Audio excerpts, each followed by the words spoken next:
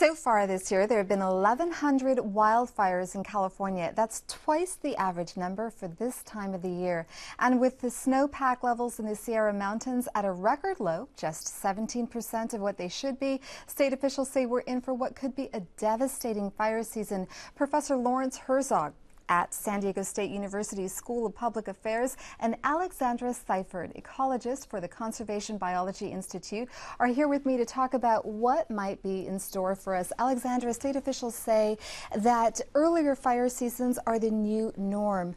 What are they talking about when they say early? How early is early, and what's driving the wildfires? I think actually it's important to understand that the earlier wildfires are not necessarily going to be happening everywhere. The climate change problem is not simple, and so the earlier fires happen a lot of times because of earlier snowmelt in the winter in the higher elevation forests. But in Southern California down here, we have a different fire regime and a different fire problem.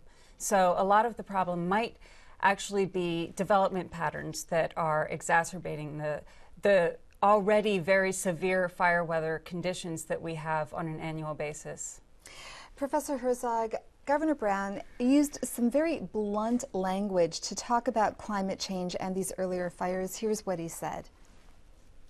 Our climate is changing. The weather is becoming more intense. It doesn't look like the people who are in charge are going to do what it takes to really slow down this climate change. So we're going to have to adapt. And adapting is going to be very, very expensive. So the question is, do you agree with him? And if so, how have state officials failed in addressing climate change? How has government failed in addressing climate change?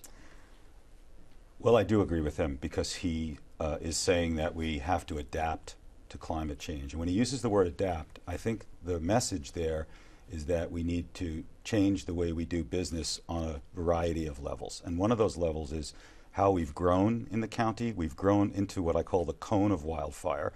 The 1 million people that will move to San Diego between 2000 and 2030, more than 60% are moving into the precise areas where the wildfires have grown. So they need to address the type of growth, site planning, the road systems, all of the different infrastructure problems that are related to both preventing wildfires and then also dealing with them when they occur. So that's problem number one. The second thing is, I think, a cultural problem of how we educate the public about wildfires. The problem in the media, not your show, but the general media, particularly the newspapers in San Diego, they tend to present the wildfires as if it's a war, us against nature. Nature is the wildfire, the bad, evil wildfire coming into the region, burning people's houses, putting people out of their homes, and they gather together in Mission Valley, all the governor and the county supervisors, and they make it sound like they're at war. And they don't talk about what we need to do to prevent this happening in the future, how we can plan our communities, how we can allocate more monies to specific areas where wildfires occur. So we can't just see this as something we throw more technology and helicopters dropping water at. We have to think about how we can grow more sustainably. And I think that's what the governor is referring to. And Alexandra, are we seeing something different in the intensity of the fires that have taken place?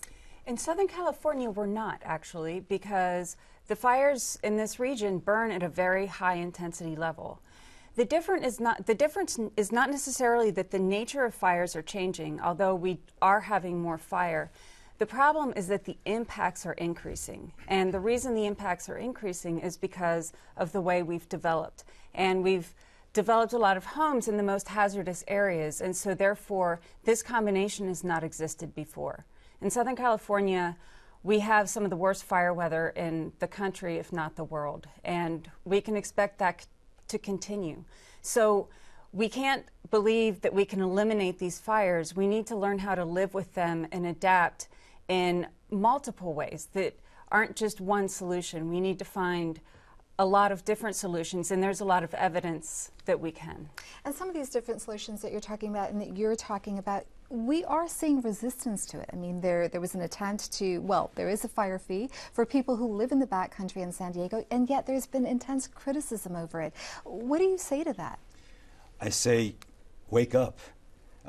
It's true. There was, I remember back in 2003, there was a guy in Ramona who said, you know, the tree huggers need to leave us alone. We want to determine our own future. And yet that's the same area, Ramona Estates, that was hit very hard by wildfires. And some of us ecology planners and urban planners have been saying you need to figure out a way to make your community more sustainable. And we're going to have to close it there. Sorry. Professor Herzog, Alexandra, thank you so much for coming on the show today. Yeah, thank you.